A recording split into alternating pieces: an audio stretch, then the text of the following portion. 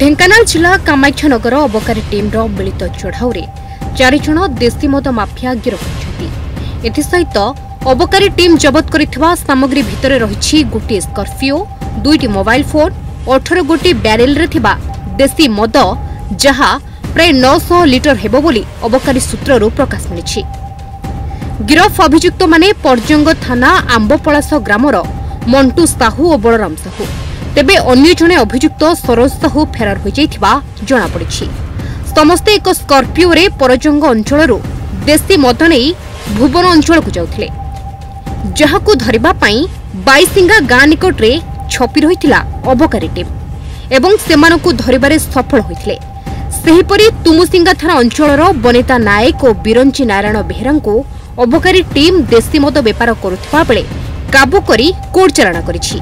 सेपटे अभियुक्तଙ୍କୁ अकथनीय निर्यातना दिया जाउथिबा तांको परिवार लोके अभियोग आनिछन्ति।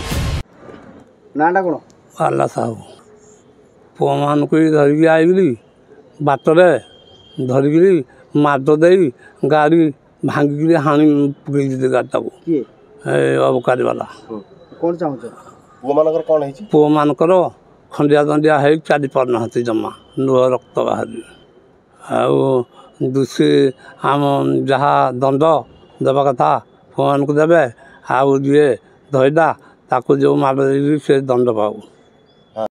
अच्छा आज एक्चुअली आमर गोटे जॉइंट रेड होता सीपीआर और मैजिस्ट्रेट नहीं कि ऑनरेबल कमिश्नर और honourable superintendent of excise and collector तांकर माने डायरेक्शन रे ई रेड कैरी आउट होता।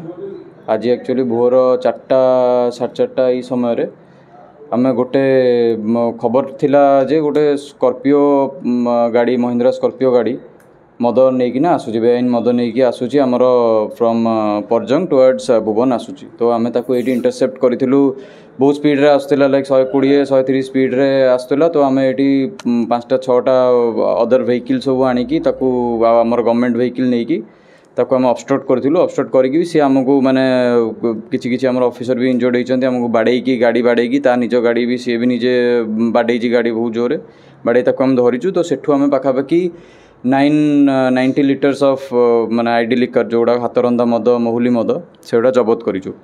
18टा बैरेल थिला तार गोटे बड़ जो स्कॉर्पियो 9 सीटर गाड़ी 18टा बैरेल आउ से 2 जण 3 जण आसते 2 जण धरा पड़ती जड़े पलि जाइए।